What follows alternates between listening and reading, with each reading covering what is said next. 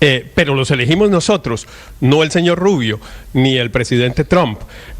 Y además, lo correcto es que la política de un Estado sea igual con el presidente que sea, porque si no, ahí empezamos a romper la línea que debería ser sagrada en las relaciones internacionales de injerencia en los asuntos internos de los estados. Y si aquí los aplaudimos de manera indigna, esos hechos que son una injerencia indebida en los asuntos internos de Colombia, pero por lagartearle a los norteamericanos, entonces empezamos a aplaudir, y por debilitar al gobierno del presidente Petro, empezamos a aplaudir, pues realmente estamos abriendo una puerta de unos riesgos enormes. Evítese la andanada, que yo estoy diciendo desde muy temprano eso, que me parece que esta, Felipe, es una inusual, muy poco diplomática intromisión en asuntos de Colombia. Ahora, como por otro lado, Felipe, como el presidente también se la pasa trinando y escribiendo sobre los asuntos de Estados Unidos. Claro, es que todo ha sido producto de una provocación. El secretario Rubio no está diciendo nada distinto de lo que piensa Felipe, la administración del presidente. Tan malo es lo que está haciendo Marco Rubio sobre Colombia. Nosotros decidimos aquí, hay que respetarlo. Petro es el presidente de los colombianos, Felipe. Y esa frase de un canciller de que es un tipo muy impopular, que perdería las elecciones, lo que pasa es que estamos en medio de estos dos fuegos, Felipe. Petro metiéndose todos los días también en un asunto de Estados Unidos, y los gringos eligieron a Trump. ¿Qué le vamos a hacer? Avivar a los estudiantes, trabajadores, trabajadoras, a recuperar la libertad, parecería también injerencia. Sí, también, o sea, padre. No está bien ni uno ni otro. Y eso lo hace el presidente Petro esta mañana. Ahí está la necesidad, Néstor, de tener una política exterior pragmática. Nosotros no podemos seguir ese juego y no podemos propiciar ese juego. Por supuesto, hay un tono muy distinto aquí en el secretario de Estado, muy político, y yo estoy de acuerdo, de pronto inconveniente desde el punto de vista del respeto a la autodeterminación de los pueblos y a que los asuntos internos de Colombia no deben ser objeto de comentarios por parte del secretario de Estado. Pero toda esta escalada y todo este desencaje en la forma de la política exterior, tanto de Estados Unidos como de Colombia, se propició desde acá. O sea, con el tema de devolver los aviones, nosotros terminamos desatando este desfogue en declaraciones y opiniones de todo el mundo que no le convienen a la relación. Sí. Y lo que se necesita es pragmatismo. Ahora, María Consuelo, vea la perspectiva de lo que ha pasado esta semana y mire cómo termina esta semana. Semejante andanada que a mí me parece una brutalidad, porque esto ya es romper puentes, esto ya no quiere decir, con lo que piensa el secretario de Estado, con las amenazas de Trump, la relación de aquí en adelante va a ser profundamente traumática. Pero nada debería sorprendernos, Néstor. No. Pero lo que dijo estamos en una Rubio situación. en la entrevista es lo mismo que ha venido diciendo desde que es senador, refiriéndose en los peores términos al presidente Gustavo Petro. Yo creo que el secretario de Estado Marco Rubio considera y no ve ninguna diferencia entre Gustavo Petro y Ortega, pareciera, en la forma en cómo se refiere en su época como senador y actualmente. Y lo que sí permite ver esta escalada verbal, digamos, tanto del presidente Petro el domingo y lo que ha hecho esta semana, y la respuesta que ha tenido tanto el presidente Trump como Marco Rubio, lo que permite entrever es que la escalada de tensiones diplomáticas está todavía viva y podemos esperar un segundo episodio, un segundo capítulo en cualquier momento. De acuerdo, son las 7 de la mañana, 4 minutos. A no ser que se logre una gestión, Héctor, una gestión diplomática exitosa en las próximas horas. Coinciden en Ciudad de Panamá los encargados de la diplomacia de Colombia y de Estados Unidos. La señora canciller Laura Sarabia está en Ciudad de Panamá en un foro de la Corporación Andina de Fomento. El secretario Marco Rubio llega o está por llegar en las próximas horas a Ciudad de Panamá para el inicio de su gira centroamericana. Está intentándose desde la Cancillería colombiana encontrar un espacio para que se puedan sentar los dos, para intentar de alguna manera que estas relaciones se manejen de manera institucional y no desde los micrófonos, porque estamos en un tema muy complicado. Pues la verdad sería una gran noticia, Ricardo, que en Panamá, con esta información que usted está entregando, pudiera producirse algún encuentro Marco Rubio con Laura Sarabia. Ahora sería un encuentro lleno de tensión. es lo que corresponde. Sería una gran noticia, pero siempre transitoria, Néstor. En eso no nos engañemos. Aquí vamos a tener una relación así e incluso cada vez peor.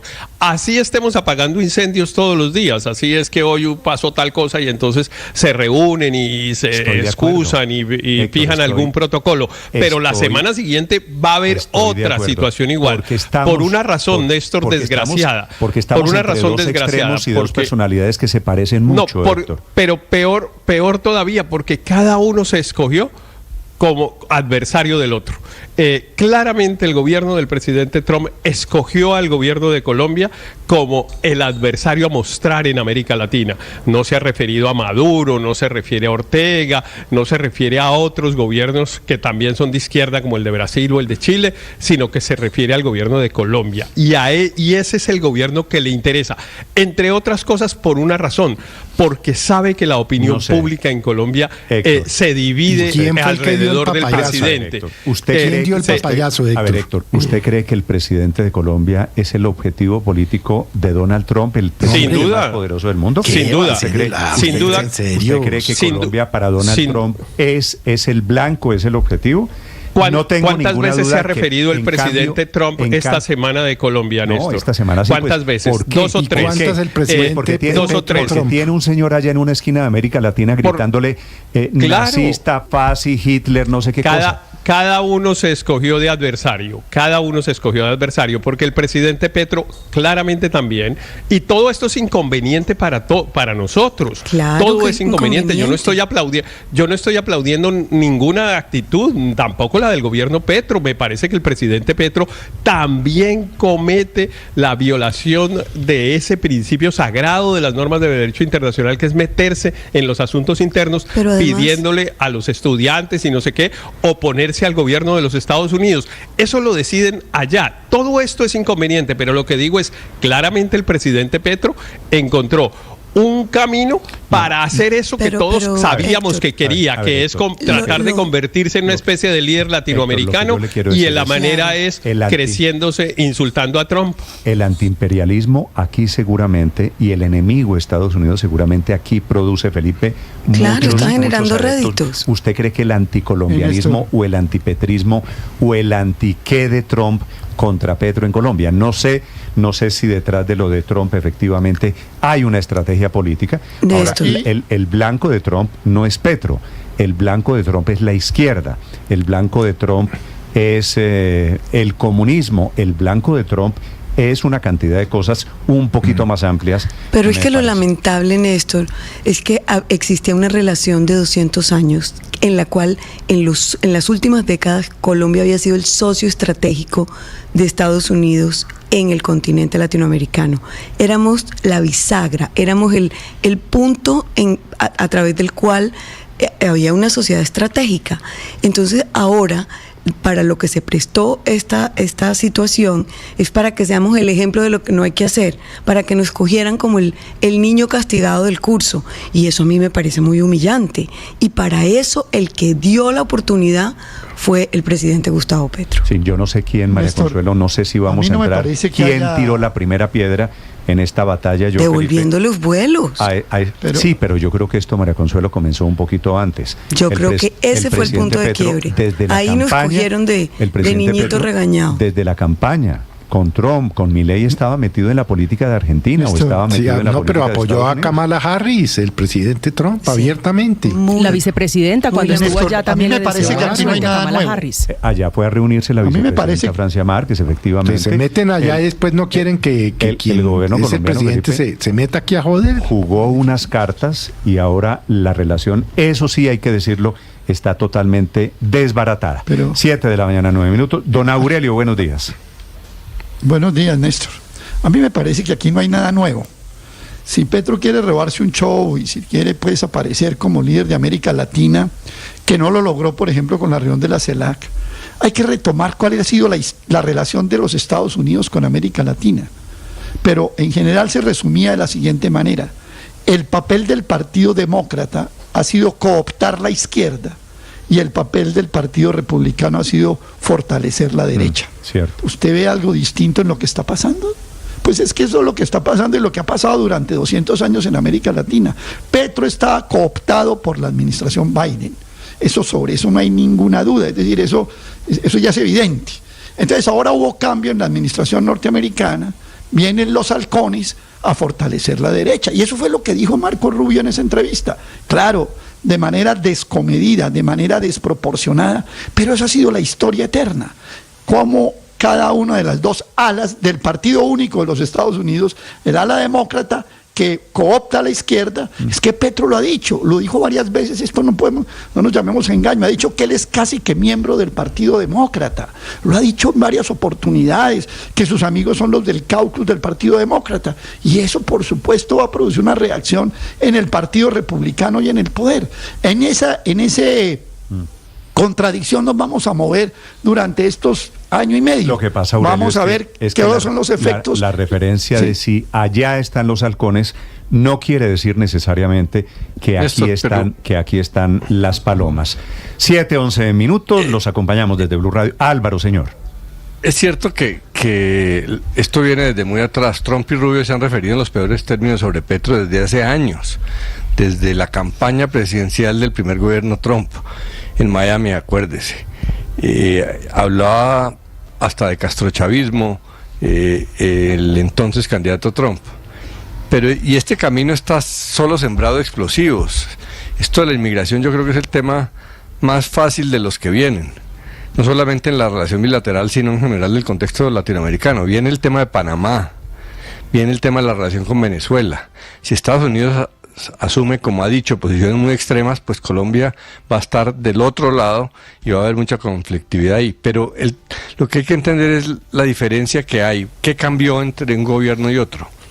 Fundamentalmente que Biden entendía que había que diferenciar entre los gobiernos de izquierda democráticos como el de Lula, el de Boric, el de Petro, y tratarlos de una manera muy distinta para diferenciarlos de los de Cuba, Nicaragua y Venezuela. Que meterlos todos en el mismo saco es un error, y esa es la visión de Marco Rubio, que todos son los mismos porque son amigos, entonces al ser amigos entre ellos son enemigos de Estados Unidos, y eso no es cierto. Colombia no es amigo de Ortega, no es amigo de Ortega, tiene una relación distante con Cuba. Lo de Maduro sabemos por qué es de conveniencia, y sin embargo para Estados Unidos hagan las cuentas de son aliados hicieron entre Cuba y Venezuela el año pasado, y por ende enemigos del gobierno Petro. Bueno, pero escucho opiniones sobre este tema de la relación de Colombia con Estados Unidos, la cuenta Blue Radio. Pero es que Néstor, mire, y sobre los insultos y las declaraciones del secretario de Estado Marco Rubio. Como han dicho varios de los compañeros, no tenemos por qué sorprendernos. Era fácilmente imaginable que iba a ser así. Sí. Por eso lo cuestionable a mi modo de ver es que hubiese sectores políticos colombianos que quisieran que ganara Trump la elección presidencial, sabiendo que eso era prácticamente una tragedia para este país, y una tragedia que claro, los asusta cuando les dicen que les van a subir los aranceles, pero les parece maravilloso cuando se trata de insultar a Petro. Es que ese jueguito es realmente ahí sí muy sorpresivo, porque Colombia, la característica de la política colombiana, y esa la distingue mucho del resto de América Latina, es lo que se ha conocido como institucionalista. Aquí teníamos una política institucionalista, los partidos respetaban las instituciones. En el caso del gobierno del presidente Trump, hay unos partidos, unos sectores políticos que se pusieron del lado de Trump desde la campaña, que rápidamente trinaron para celebrar su triunfo, sabiendo que era lo más inconveniente que le podía ocurrir a Colombia en la elección presidencial de los Estados Unidos. Lo que nosotros podemos hacer es arreglar la parte del problema que nos corresponde. Lo de Trump les corresponde a los señores en Estados Unidos. 7:14 minutos. Está informando el presidente Petro, Luis Ernesto, perdóneme, una operación militar antinarcóticos en la frontera entre Colombia y Venezuela. Ya ampliamos esta noticia. Señor, la última. No, le decía solamente una cosa, que sobre el trino del presidente Gustavo Petro pidiéndoles a los colombianos indocumentados en Estados Unidos que regresen al país, que puede sonar desapacible, que puede sonar ofensivo. En la práctica eso puede ser música para los oídos del presidente Trump. Es decir, podemos leerlo como algo que intenta permita escalar la crisis, pero ojo, porque al final eso es lo que busca la diplomacia de Trump, que todos los migrantes irregulares se vayan de su país, claro, ¿no es verdad? Esto es lo mismo en lo que está Claudia Sheinbaum y en lo que están muchos latinos en Estados Unidos. A ver cómo le va a la economía de Estados Unidos sin la mano de obra latina, sin la mano de obra colombiana. Sabe que ya hay una parálisis, Luis Ernesto, de diferentes servicios en algunas ciudades de Estados Unidos por temor justamente de los migrantes que están en situación irregular de salir de sus casas, niños de hijos de migrantes que han dejado de ir a los colegios para evitar eventualmente las operaciones de deportación. Esto tiene unos efectos prácticos hoy ya en la vida de millones de personas. Ricardo, una pregunta. La reunión Laura Sarabia-Marco Rubio, probablemente en Panamá, ¿cuándo sabríamos si se produce o no? Tendría que darse el día de hoy, Néstor. Están en eso no va a ocurrir. El día de ayer. Eso no va a ocurrir. Veremos si logran coincidir. Están trabajándose de manera muy intensa buscando ese encuentro. Al tiempo, Marco Rubio en la entrevista de anoche dice que hay back channels, que hay canales todavía por los que debería intentar manejarse esa relación bilateral. Pero ustedes vieron que los back channels no es con Marco Rubio. Los back channels es con el señor, el exdirector del BID, que era el que estaba al frente de la política latinoamericana. Exacto. Yo no veo aquí esa reunión dándose, la verdad, Néstor. Yo creo que va a ser un primer gesto nuevamente de fuerza. Pero ahí hay un punto muy importante. Los Estados Unidos, que todos sabemos que es la gran potencia mundial económica y militar, siempre había escogido privilegiar las buenas formas con los que consideraba sus aliados estratégicos, no el abuso del poder. Este abuso sistemático del poder de Trump, que por ejemplo, y hay que decirlo con toda claridad, claro, se equivocó en la provocación Petro, pero la respuesta de Trump fue absolutamente desproporcionada, humillante. Inmediatamente quitar las visas, cerrar los espacios consulares para los ciudadanos que estaban haciendo cola hace rato, subir los aranceles y abusar de esa forma del poder y después mofarse porque hubo una reculada del gobierno colombiano porque dimensionó las consecuencias. Ese comportamiento humillante lo que va a terminar haciendo es en Colombia creando un antiimperialismo que hasta ahora no existía, creando una oportunidad política para sectores que aviven la bandera del antiimperialismo, y eso por supuesto lo va a leer el presidente Petro muy desafortunadamente para Colombia. Esta confrontación sigue. Es lo que está pasando, es cierto, despertamos al oso y eso tiene unas consecuencias. Son las 7 de la mañana, 17 minutos. Estás escuchando Blue Radio. Escanea este código y suscríbete a nuestro canal de YouTube, @Blue Radio Co. Y disfruta y participa de la programación de Blue Radio. Blue Radio, le ponemos cara a la radio. Blue Radio, la alternativa. Hola, los invitamos a escuchar el podcast ELN Entre Fusiles y Diálogos, 60 años de la guerrilla más vieja de América Latina, un podcast que pueden escuchar ya en todas las plataformas de audio. Si quieren entender la historia del ELN, cuándo comienza y cómo ha llegado al punto donde ha llegado, que tiene hoy en jaque no solamente el proceso de paz, sino toda una cantidad de personas y de comunidades confinadas.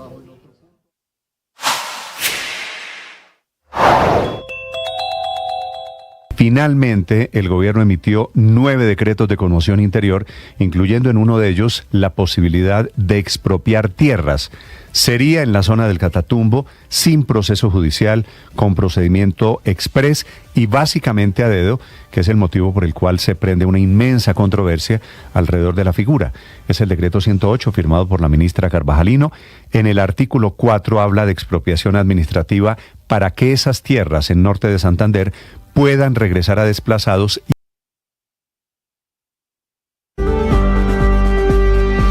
7 de la mañana, 19 minutos. Ayer murió en Barranquilla Alfredo de la Espriella, con quien conversé muchas veces sobre la historia de esa ciudad. Tenía datos, relatos, anécdotas, siempre expresados con ese sabor inconfundible del Caribe. Su fallecimiento me ha hecho pensar en la necesidad del amor por la historia, sobre todo en estos días en los que algunos intentan reescribir los acontecimientos y lo hacen con ignorancia, con superficialidad, desconociendo realmente lo que sucedió.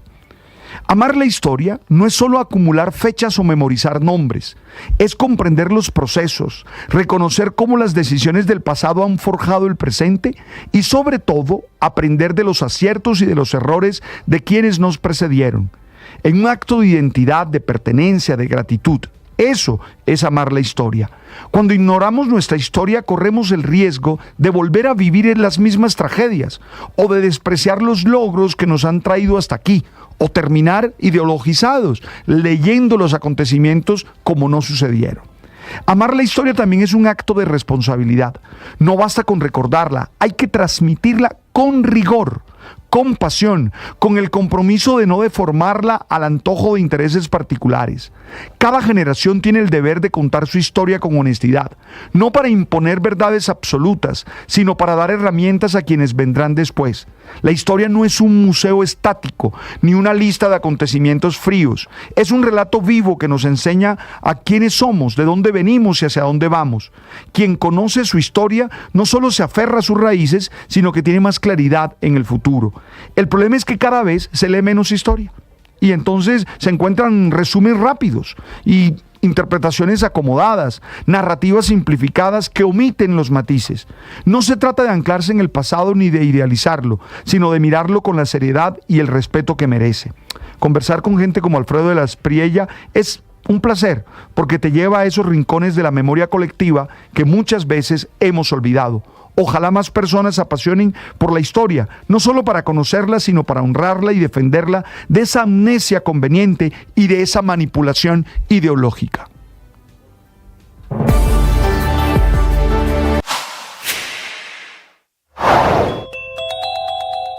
Una joven de 20 años que era coordinadora de un grupo juvenil deportivo y un vendedor ambulante en condición de discapacidad, tenía 28 años, fueron dos de las víctimas cuyos restos fueron encontrados por la Justicia Especial para la Paz y la Unidad de Búsqueda en el sector de La Escombrera, Comuna 13 de Medellín. Esta es la historia de denuncias, desapariciones, paramilitares, guerrilleros, familias buscando a sus seres queridos, y hoy la historia tiene un nuevo capítulo. Medicina Legal identificó dos de las víctimas cuyos restos fueron encontrados el pasado 18 de diciembre, después de más de una década de esa búsqueda en La Escombrera, una búsqueda liderada por las madres de las mismas víctimas y ahora por la Justicia Especial para la Paz, en un polígono en el que asegura la JEP, pero también Medicina Legal, que las víctimas encontradas son de entre 2002 y 2004. De las dos de las que ya se conoce identidad, se sabe que eran del corregimiento San Cristóbal en Medellín, que no tenían antecedentes penales, ni investigaciones, ni condenas, ni registros en archivos de inteligencia, es decir, que eran ajenos al conflicto armado que se vivía en Medellín y particularmente en la Comuna 13.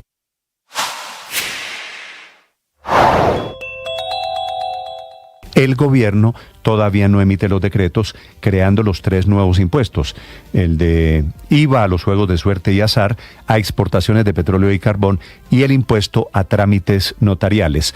Emitieron sí otras decisiones. El Ministerio de Medio Ambiente suspendió trámites para licencias ambientales, el Ministerio de Vivienda anuncia subsidios para servicios públicos, el Ministerio de Defensa tendrá la posibilidad de nombrar a un comandante militar para la región del Catatumbo, que será el general Rodríguez, que es el jefe de operaciones del ejército.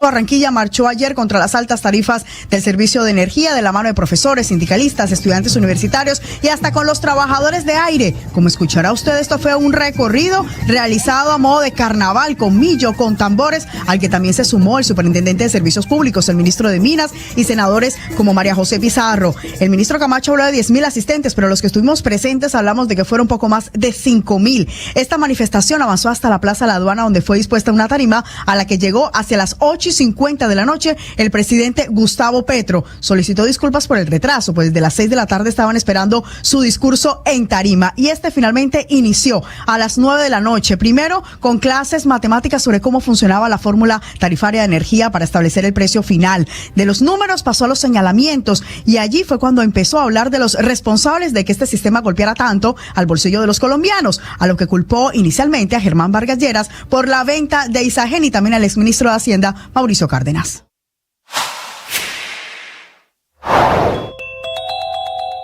Esta semana termina como comenzó, con violencia en diferentes regiones del país. Una de esas escenas es de la disidencia de las FARC lanzando drones, las victorias y derrotas, la pasión y la afición en juego, y los datos de lo último en deportes se lo presenta Mañanas Blue. 7 de la mañana, 25 minutos, momento para hablar de deportes, momento para actualizar Champions. Les decíamos, ya se cumplió el sorteo del playoff de la ronda de 16avos, la repesca para ocupar puestos en octavos de final.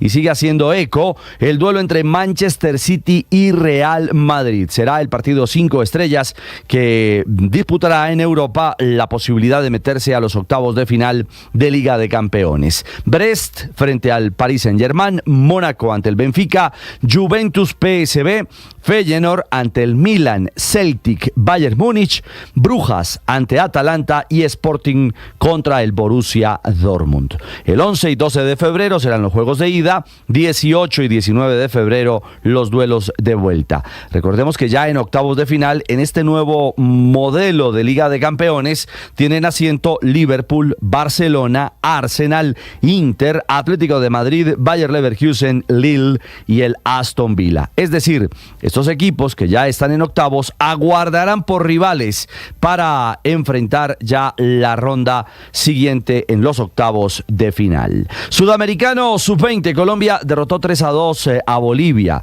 Los goles de nuestra selección nacional fueron marcados por Neisser Villarreal, Kenner González, el capitán de Colombia, un gran jugador, y John Montaño. En el primer tiempo, la selección Colombia fue muy superior a los bolivianos. Se fue ganando 2-0 el equipo nacional, pero realmente el marcador debió ser mucho más amplio. Muchos fallos en la definición, algo por ajustar y corregir en el equipo dirigido por el técnico César Torres. Y en el complemento, el juego se equilibró. Llegaron las variantes, los cambios en Colombia, Bolivia se envalentonó y al final todo terminó 3-2. Hubo fallos defensivos, terminó Colombia un poquito apretada frente a la selección del altiplano. Al final, segunda victoria de nuestra selección y un empate, es decir, está invicta. Esto le permite ya tener tiquete, pasabordo anticipado a la fase hexagonal final de este sudamericano. La jornada se cerró con la victoria de Brasil 3-2 frente a Ecuador. Esto significa que el grupo B ya se definió. Argentina con 7 puntos, más 7 en la diferencia de gol. Colombia con 7 puntos es segunda, más 2 en el ítem de diferencia de gol. Y tercera es Brasil con 6 unidades. Estas 3 selecciones ya están certificadas para la próxima fase del sudamericano en territorio venezolano. Ecuador es cuarta con 3 y quinta Bolivia sin puntos. Mañana se cierra la fase de grupos. Colombia enfrentará a Brasil. El juego será a las 4 de la tarde. Desde las 3:30 el equipo deportivo de Blue y la señal del Gol Caracol para este juego que cierra esta primera fase del certamen. Y Argentina se verá las caras con Ecuador. En nuestra liga, en Colombia, presentación nocturna, fue Noche Escarlata. El América de Cali, en su sede de Cascajal, presentó a sus refuerzos, a su nómina, a sus patrocinadores y claro, el eje, el que se llevó todos los focos y miradas fue Juan Fernando Quintero. Llevará la número 8, habló Quintero del orgullo y la alegría de estar vistiendo la camiseta del América, de ser parte hoy de la familia Escarlata. Será el líder, la estrella del conjunto dirigido por Jorge Polilla da Silva. A propósito, por Liga en Colombia, hoy fecha 2, Santa Fe en el Campín enfrentará al Deportes Tolima. Mañana tendremos Once Caldas Fortaleza, Pasto Millonarios es el debut del conjunto azul y Junior frente a Águilas Doradas. El domingo, La Equidad recibirá al Atlético Nacional, Cali, Envigado, Medellín, Chicó y Bucaramanga frente al América. Y de ñapa, hoy el León, el equipo de James Rodríguez, jugará en la Liga MX. No hay pausa para el conjunto de Guanajuato. Todo pinta que sí para James, que hoy frente al Mazatlán no sería titular. El técnico Berizzo, indican los medios mexicanos, pretende manejar las cargas y los esfuerzos del 10. Quieren llevar paso a paso a James, que ha sido fundamental para el buen momento del León, que está invicto, 3 partidos, 3 victorias, con 9 puntos. De conseguir hoy un triunfo como visitante, el conjunto de las Fieras, donde está el colombiano James Rodríguez, que repetimos, hoy sería suplente, podría ser líder de la Liga Mexicana. 7:29, los deportes a esta hora en Mañanas Blue. Estás escuchando Blue Radio. Finalmente, el gobierno emitió 9 decretos de conmoción interior, incluyendo en uno de ellos la posibilidad de expropiar tierras. Sería en la zona del Catatumbo, sin proceso judicial, con procedimiento exprés y básicamente a dedo, que es el motivo por el cual se prende una inmensa controversia alrededor de la figura. Es el decreto 108 firmado por la ministra Carvajalino. En el artículo 4 habla de expropiación administrativa para que esas tierras en norte de Santander puedan regresar a desplazados y a firmantes del acuerdo de paz. El gobierno no aclara suficientemente todavía a quién quiere expropiar, porque esa tierra es de grupos de delincuentes. Es una tierra en donde el Estado no ejerce, no hay ricos ni terratenientes, así que seguramente es un decreto en el que el gobierno se pondrá a prueba. Las tierras expropiadas deberían ser seguramente de los muchos grupos delincuenciales, Clan del Golfo, ELN, disidentes de las FARC, que efectivamente son los que mandan o los que mandaban allí en la frontera con Venezuela.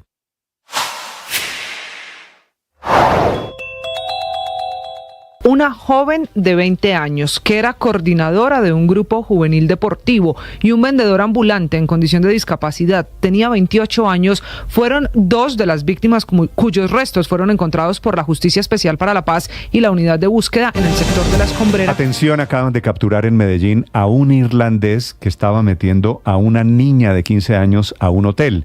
Y cayó también, con toda la razón, el administrador del hotel, Héctor Santamaría. Pues Néstor, luego de recibir una llamada a la línea de emergencia de Medellín, la Policía Metropolitana, por medio del Grupo de Protección de Infancia y Adolescencia, llegó hasta la Comuna 10, esto es la Candelaria, zona céntrica de la ciudad, y logró la captura en flagrancia de 2 hombres de 34 y 44 años de edad por delitos sexuales con menor de 18 años. Esto en atención a la denuncia de la ciudadanía, quienes alertaron sobre el ingreso a un hotel ubicado en el barrio Guayaquil de un adolescente en compañía de una persona adulta. Profesionales de policía llegaron hasta el lugar y al verificar las habitaciones, encontraron una de ellas a la menor de 15 años con el ciudadano irlandés de 44. La menor de edad manifestó que el extranjero le habría ofrecido la suma de 160,000 pesos a cambio de tener un encuentro sexual, por lo cual de inmediato se materializó la orden de captura de esta persona y además del administrador que permitió el ingreso, el secretario de Seguridad de Medellín, Manuel Villa. Que el irlandés había ingresado a este hotel con una menor de 15 años, acordando un encuentro sexual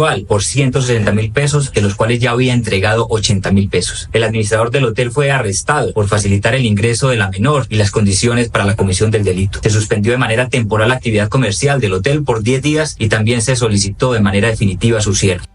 Lo que se conoce, y para quienes observan las imágenes a través del canal de YouTube, Néstor, se ve cuando sacan a esta persona de 44 años, la persona canosa, que es el irlandés, y la cual pues es trasladada inicialmente al centro de atención allí en la zona del centro de Medellín y posteriormente se da la orden de captura. Igualmente lo que se advierte es que fue sellado inicialmente por 10 días, pero se espera, que recordemos es el anuncio que ha hecho en varios, o por lo menos desde que comenzó la administración de Federico Gutiérrez, de extinción de dominio para estos sitios que se prestan para la explotación sexual de menores de edad.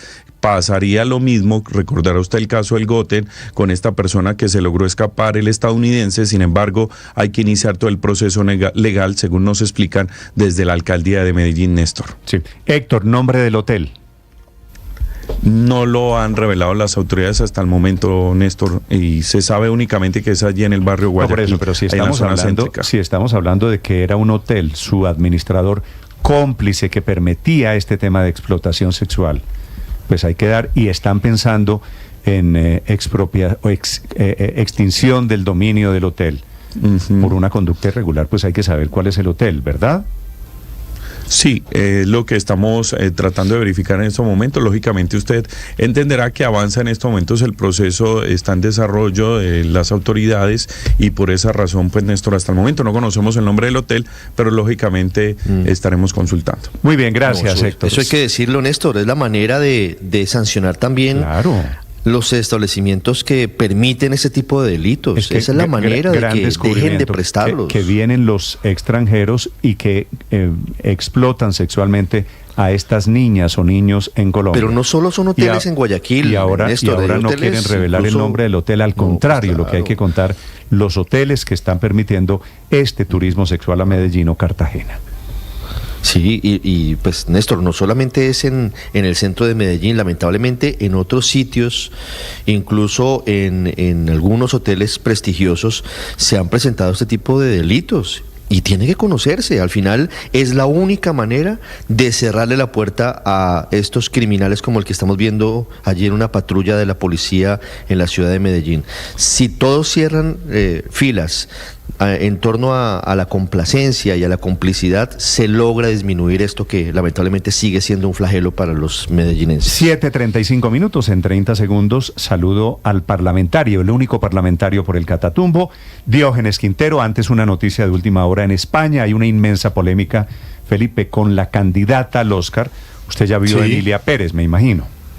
No la he visto, Néstor, pero sí vi esta mañana la polémica. Ella es Carla Sofía Gascón, que está nominada al premio Oscar. Le descubrieron unos trinos racistas, homófobos, unos trinos totalmente incorrectos políticamente. Y el debate esta mañana en España es qué tanto va a afectar tiene memoria a los Twitter, premios internacionales. Definitivamente. Ella tiene memoria. Ese cuento, Twitter está todo ahí. Felipe, ese cuento del presidente Petro o de la señora Gascón que pone trinos y después los borra, eso queda todo grabado, se los desempolvaron esta mañana. En Madrid, Enrique Rodríguez. Y no se los desenvolvó cualquier usuario de Twitter o algún fan resentido, no. Se los ha desempolvado la que seguramente es la publicación más importante del mundo del espectáculo, que es la revista Variety. Son unos tweets que podríamos decir por lo menos polémicos entre los años 2020 y 2021, aunque alguno más hay anterior, por ejemplo, del año 2016. Los principales objetos de sus críticas son los musulmanes, por ejemplo. Dice en un tuit que ya ha sido borrado, por ejemplo: perdón, o es mi impresión que cada vez hay más musulmanes en España. Cada vez que voy a recoger a mi hija al colegio, hay más hembras con el pelo tapado y el faldón hasta los talones. Lo mismo el año que viene, en vez de dar inglés tenemos que dar árabe y un cordero.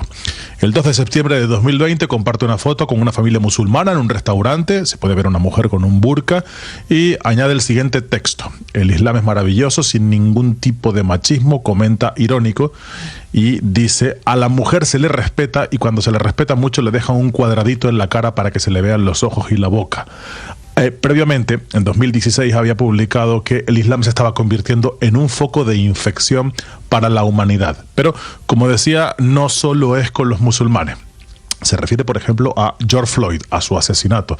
Recordarán nuestros oyentes que aquel asesinato por un agente de policía dio lugar al movimiento Black Lives Matter en Estados Unidos. Allí se le ocurrió comentar: realmente creo que a muy pocos les importó nunca George Floyd, un drogata estafador, pero su muerte ha servido para volver a poner de manifiesto que hay quienes todavía consideran a los negros monos sin derechos y quienes consideran que la policía es asesina. En el año 2020, en agosto, hablando sobre el COVID-19, dijo: la vacuna china, aparte del chip obligatorio, viene con 2 rollitos de primavera. Es un plato que se suele servir habitualmente en los restaurantes chinos aquí en España, y diría que también en el resto del mundo. Un gato que mueve la mano, 2 flores de plástico y un farolillo desplegable. Y por si todo esto fuera poco, digo, también tuvo tweets dedicados, por ejemplo, estos se los han sacado los usuarios de Twitter esta mañana, dedicados a Pablo Iglesias y a su mujer Irene Montero, los políticos españoles que formaban parte del gobierno allá por el año 2020. Ese día, el 19 de marzo de 2020, Pablo Iglesias salía en una rueda de prensa, si se acordarán nuestros oyentes, con motivo de la pandemia, y ella comentó: el gilipollas este, si no sale en televisión revienta, no, hipócrita de mierda, quien te viera en el 15M, cabrón. El 15M se refiere a las movilizaciones que hubo, la acampada que hubo el 15 de mayo en España como consecuencia de la protesta que se extendió por todo el mundo, una protesta que se extendió por todo el mundo. Ni que decir tiene que ya hay comunicado a través de Netflix, que es la distribuidora de su película, de Emilia Pérez en Estados Unidos. Dice Carla Sofía Gascón: como miembro de una comunidad marginada, conozco muy bien ese sufrimiento y lamento profundamente haber causado tanto dolor. En cualquier caso, hoy se preguntan los medios de comunicación, no solo aquí en España, porque insisto, volvemos al inicio, esto no lo publican los medios españoles, sino la que es sin duda la Biblia del mundo del espectáculo, que es la revista Variety. Se preguntan hoy los medios españoles y los medios de todo el mundo cómo va a afectar esto a las posibilidades que parecían muchas de Carla Sofía Gascón de hacerse con el Oscar a la mejor interpretación femenina en la próxima gala de esos premios. En cualquier caso, podría parecer que mucho. Hoy Carla Sofía Gascón seguramente ha aprendido que debe mantenerse lejos de las redes sociales, Néstor. Estás escuchando Blue Radio.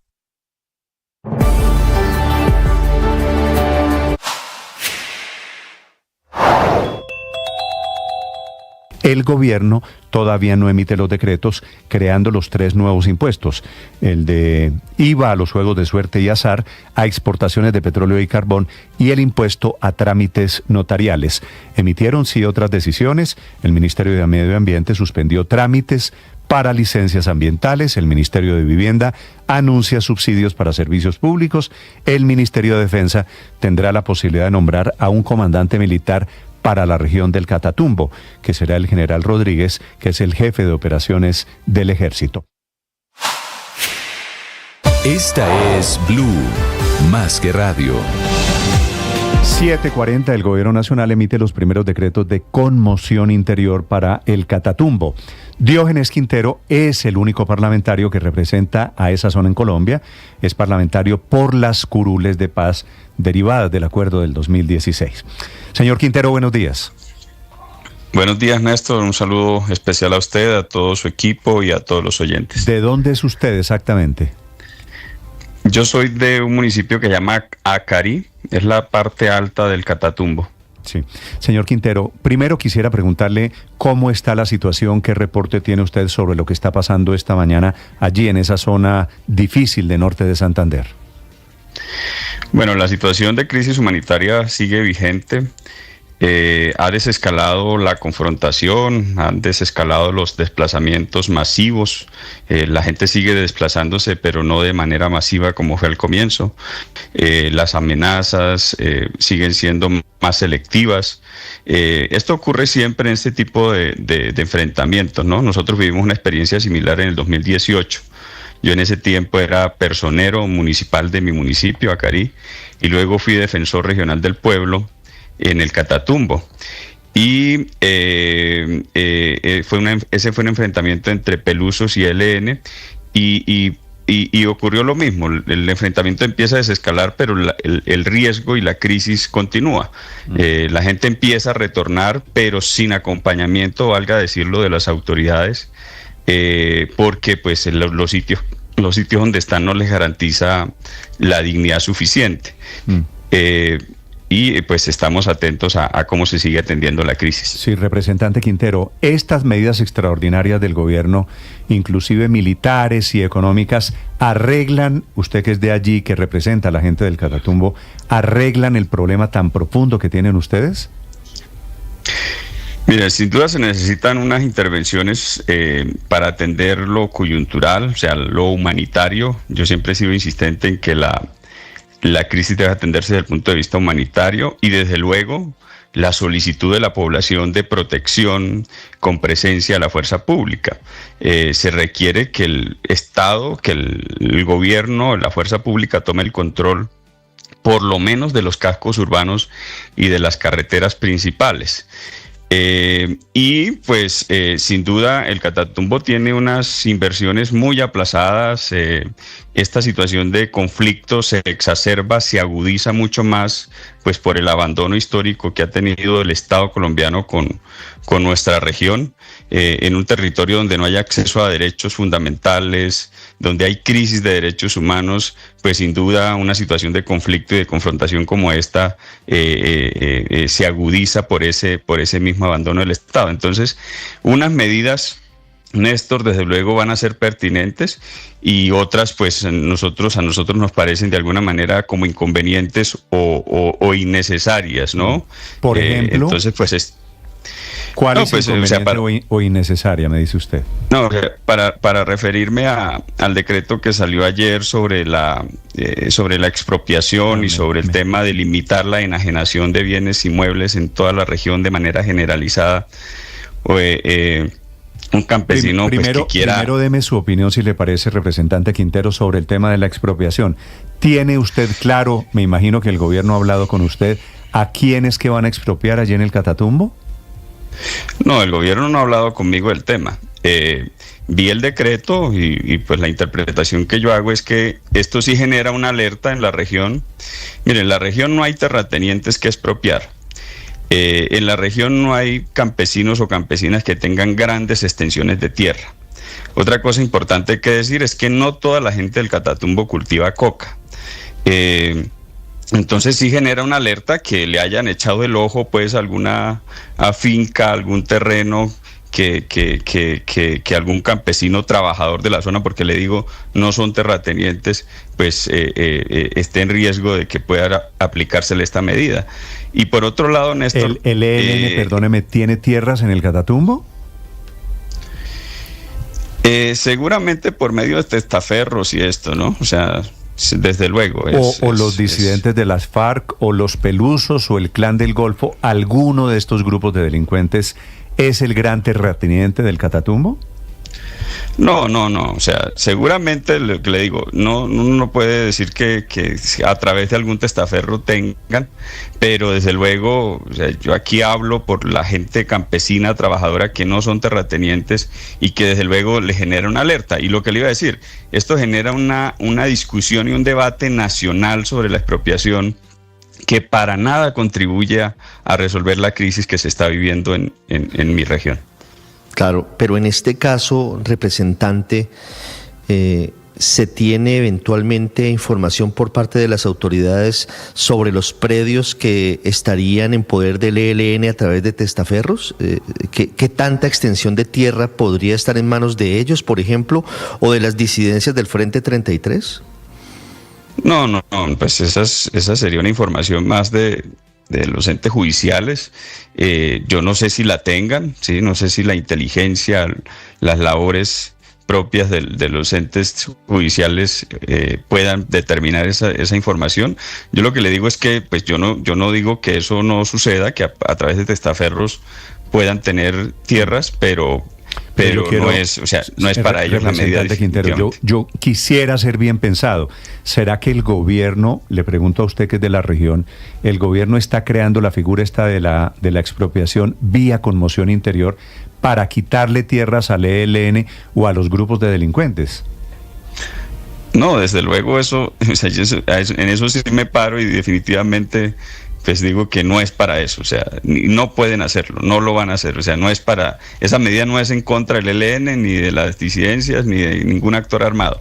Si esa medida llega a aplicar, que esperamos que no, es en contra de los campesinos de la región.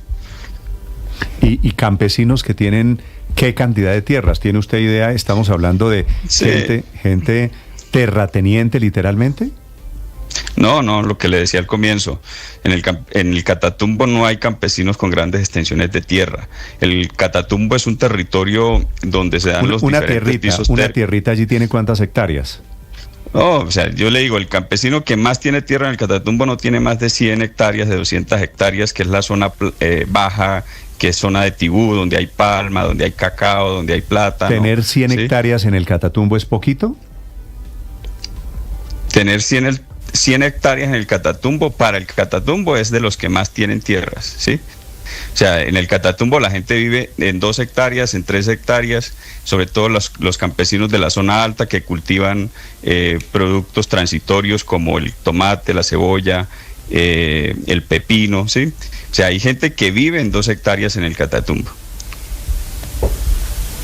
Sí. Y el otro artículo que usted me decía, señor Quintero, era el tema de la suspensión del estado registral, se llama en el artículo, que prohíbe que oficinas de registro, oficinas de instrumentos públicos se abstengan de realizar inscripciones en el folio de matrícula inmobiliaria. En la práctica, ¿eso qué significa? En la práctica significa que no se van a poder enajenar, vender, comercializar bienes. O sea, si un campesino quiere vender, obviamente, o sea, mire, hoy el Catatumbo tiene, todo el Catatumbo tiene la medida de protección de bienes inmuebles por riesgo de desplazamiento forzado. Hoy, sin necesidad de conmoción interior, es decir, es una medida que está permanentemente en el territorio. Para que un campesino pueda vender su tierra, debe levantársele esa medida, que esa es función de la unidad de restitución de tierras. Y adicional a eso, hoy están de manera generalizada diciendo que no se pueden comercializar tierras. Entonces, si un campesino hoy quiere vender, quiere comercializar, quiere hacer un negocio con su predio, con su inmueble, no lo puede hacer, y a mí me parece que es una medida muy generalizada que restringe pues de manera injustificada el derecho de dominio. ¿Y por qué se toma esta medida? ¿Por qué les prohíben vender sus terrenos durante la conmoción interior? Esto seguramente está atado con el tema de la expropiación. No, yo creo que son dos medidas distintas. La expropiación, pues ya lo entendemos, y esta es limitar, como se están produciendo desplazamientos forzados de familias completas, pues es que hayan ventas forzosas, pero lo que le digo, es innecesaria porque ya el Catatumbo tiene la medida de protección o riesgo de desplazamiento. Hoy un campesino que quiera vender tiene que primero levantar esa medida y lo hace la unidad de restitución de tierras. Entonces no es necesaria una restricción tan rígida como esta de que definitivamente no hay opción. O sea, hoy no se podría vender bienes inmuebles en el Catatumbo. Hoy no se podrían vender bienes en el Catatumbo y esa es una realidad bastante compleja. Pero fíjese, representante, que yo quiero preguntarle e insistir en eso, porque la ley que cita el gobierno del presidente Petro para avalar esas expropiaciones express es una ley de 2012 y esa ley dice que solamente se contemplaría en casos de desastres naturales y calamidad pública. Y entendiendo que es una tragedia humanitaria lo que pasa en el Catatumbo, en estricto sentido, ¿usted considera que esa ley podría aplicarse? Miren, las aclaraciones que hace la ministra al decreto, que lo he escuchado en medios, es que esta medida se aplicaría a predios que ya están en trámite con la unidad de restitución de tierras, ¿sí? O sea, en trámite de compra, tal vez, se refiere ella. Es para población desplazada, serían los beneficiarios en caso tal sería la población desplazada y las personas que se reincorporen a la vida civil. Entonces, pues desde luego lo que está planteando la ministra es aplicar lo que estabas hablando de la ley de riesgos y de desastres naturales a esta ley que ya sería un tema de emergencia humanitaria, a esta situación que ya sería un caso de emergencia humanitaria. O sea, de aplicarse, pues yo creo que eso es lo que está proponiendo el gobierno, pero no, esta medida sin duda, yo insisto, no contribuye a solucionar la crisis y por el contrario genera una situación de alerta en la región que es innecesaria. Lo que tiene que hacer el gobierno es atender a la población desplazada y garantizarles un retorno, como habla la ley de víctimas, en el marco de la voluntariedad, en el marco de buenas condiciones de seguridad y en el marco de la dignidad, que es que su territorio tenga condiciones de acceso a derechos para que puedan vivir con dignidad en su finca, en su terreno donde vivían antes. Representante, otro decreto de los que ha expedido el gobierno en las últimas horas al amparo de la conmoción interior es el 0118 y es el decreto que nombra un comandante militar para el Catatumbo, va a ser el general Eric Rodríguez, y lo que hace básicamente es centralizar en él toda la operación ofensiva militar y de policía en la zona, incluyendo, repito, la policía, es decir, él va a comandar toda la fuerza pública en el Catatumbo. ¿Cómo ven esta figura? ¿Ustedes consideran que esta puede ser una solución para retomar el control territorial en el Catatumbo? Sí, a mí me parece que esta ha sido una medida pertinente. Pertinente desde el punto de vista de que seguramente ayuda a concentrar pues las decisiones, la estrategia militar. Desde luego, la situación actual del Catatumbo se produce por el fracaso de la paz total, eso es indiscutible. Y al fracasar la paz total como estrategia del gobierno, la fuerza pública desde el punto de vista de la seguridad y el control del territorio no tenía capacidad de respuesta, porque el gobierno confió plenamente en que la paz total iba a dar resultado y no tenía otro plan, ¿sí? Por eso descuidó la seguridad.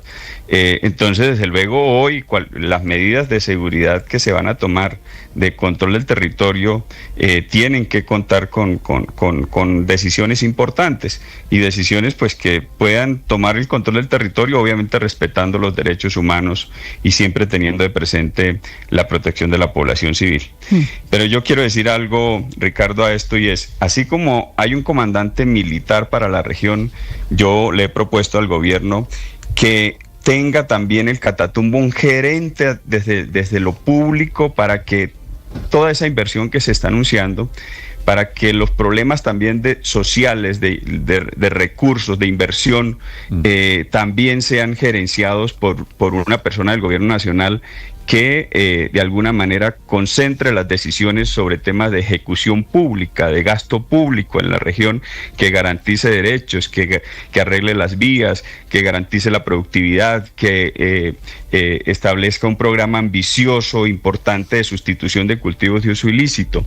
Sí, o sea, así como vamos a tener un mando militar, pues que también haya un gerente desde las decisiones ya administrativas para resolver los problemas sociales de la región. Porque representante desde Quintero. luego...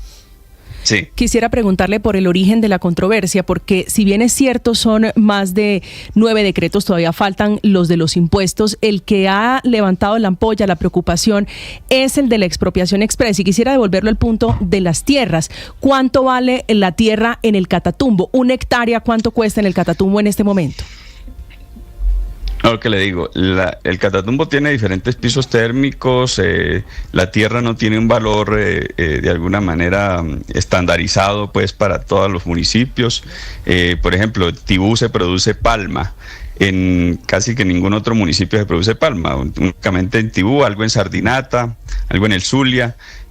Una hectárea de palma vale mucho más que una hectárea de café, por ejemplo, sí.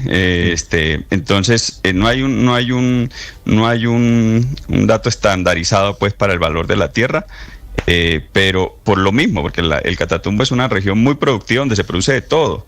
El Catatumbo no solamente es coca y no solamente produce coca. Obviamente tenemos un problema que resolver, que este gobierno ha estado en mora de hacerlo, o que el Estado ha estado en mora de hacerlo, pero el Catatumbo produce alimentos, produce palma. Sí. Pero, representante, más o menos, usted no me tiene que decir una hectárea vale tanto, porque eso por supuesto no lo compromete, pero para tener una idea de cuando estamos hablando de que un campesino puede tener 20 o 30 o hasta 100 hectáreas, eso, comprar tierra en el Catatumbo, ¿vale cuánto? No, o sea, hay fincas en el Catatumbo que valen 1.000 millones de pesos, como hay fincas en el Catatumbo que valen 10 millones de pesos, ¿sí? O sea, es para decirle yo que hay gente que está muy adentro en las montañas, hay gente que está en territorio de ley segunda. ¿Sabe por qué le pregunto? Porque usted me dice 100 hectáreas no es mucho en el Catatumbo, eso no lo vuelve a uno terrateniente. Y entonces yo digo, y la gente comienza a decir, bueno, 100 hectáreas en cualquier parte del país es una barbaridad de tierra. ¿Ah? Pero y debería no es tanto, ser también una barbaridad de plata lo que vale comprar 100 hectáreas. Sí, no, pero si usted compara el Catatumbo con el Magdalena Medio, donde las extensiones de un solo propietario son de 1.000 hectáreas, de 2.000 hectáreas, con Córdoba, o sea, a lo que me refiero es a eso de que incluso el tema de reforma agraria, de compra y distribución de tierras en el Catatumbo no se ha dado. O sea, este gobierno no ha hecho nada respecto a eso porque el Catatumbo efectivamente no es un lugar de terratenientes, ¿sí? Como sí lo es el Magdalena Medio, lo es Córdoba, ¿sí? Entonces, lo que le quiero aclarar es eso. Vale. Hecha esa aclaración, es un gusto saludarlo, representante Quintero, muy amable. Muchas gracias. La aclaración es que, Héctor, el Catatumbo no es tierra de terratenientes a propósito de este decreto de conmoción interior que permite, que autoriza... Son campesinos, pequeños productores de café, de pepino, pepino, me ha sorprendido el dato de que la mayoría del pepino, que a mí no me gusta comerlo, pero la mayoría del pepino que se come en Colombia se produce, o al menos la mitad del pepino que se come en Colombia se produce en la zona del Catatumbo.